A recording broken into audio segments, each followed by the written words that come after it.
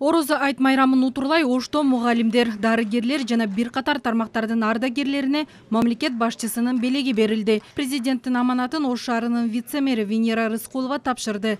Коомдун өнүгүп өсүүсүнө, калк саламаттыгына, келечек муунга билим берүүдө өз салымдарын кошуп жаткан инсандарга президенттин куттуктоосу жеткирилди. Айт майрамына карата өлкөдө тынчтык, ынтымак, өсүп өнүгүү тилек кылынды.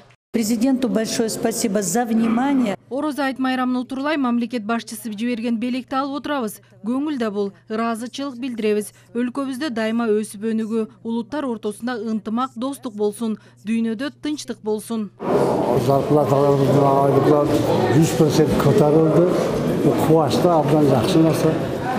Курсанбыз, эми Кудайга буйрса иштейбиз.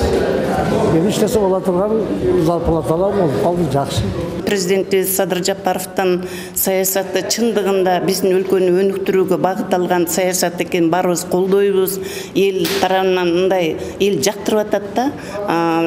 Ушул жөнөкөй мугалимдердин айлыгын көтөрүүдөн баштап, ушул мугалимдердин коомдогу ролун абдан мындай баалап, инсанды өнүктүрүүдө, билим берүүдө, адам тарбиялоодогу ролун баалаган үчүн биз абдан чындыгында жактырдык ушул саясатын.